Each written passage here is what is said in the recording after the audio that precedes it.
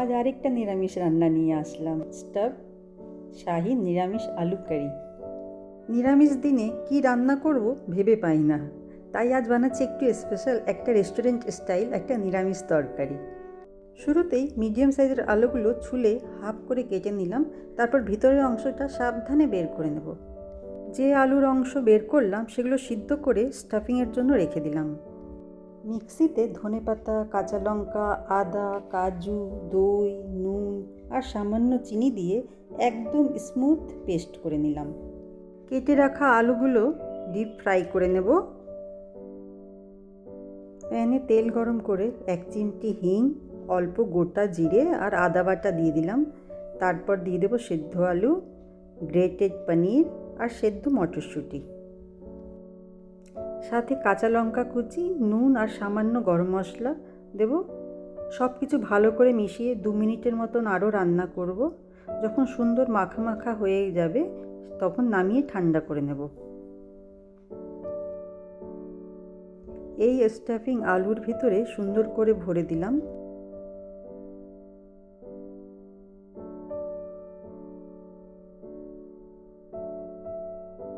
এবার গ্রেভি তৈরি করব।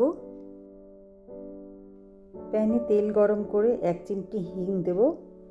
তারপর সেই তৈরি করা পেস্ট দিয়ে ভালো করে মশলা কষাতে থাকব। এর মধ্যে দেব ধনে গুঁড়ো, জিরে গুঁড়ো আর হাতে গুঁড়ো করা কাসুরি মেথি দিয়ে ভালো করে কষাবো। এর মধ্যে দেব হাফ চামচের মতন গরম মশলার গুঁড়ো, সাথে দেব 1 চামচ ঘি।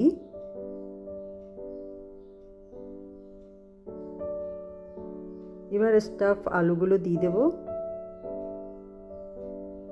সামান্য একটু জল দেব এই সময়।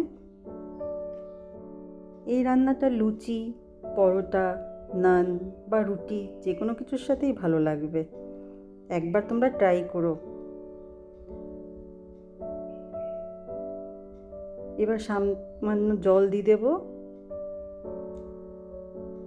নুনটা চেক করে নেব, নুন লাগলে নুন দিয়ে নেব আর ঢেকে মিডিয়াম আঁচে রান্না করব। রান্নাটা কেমন লাগলো আমাকে জানিও কিন্তু। ভালো লাগলে লাইক, কমেন্ট, শেয়ার করো।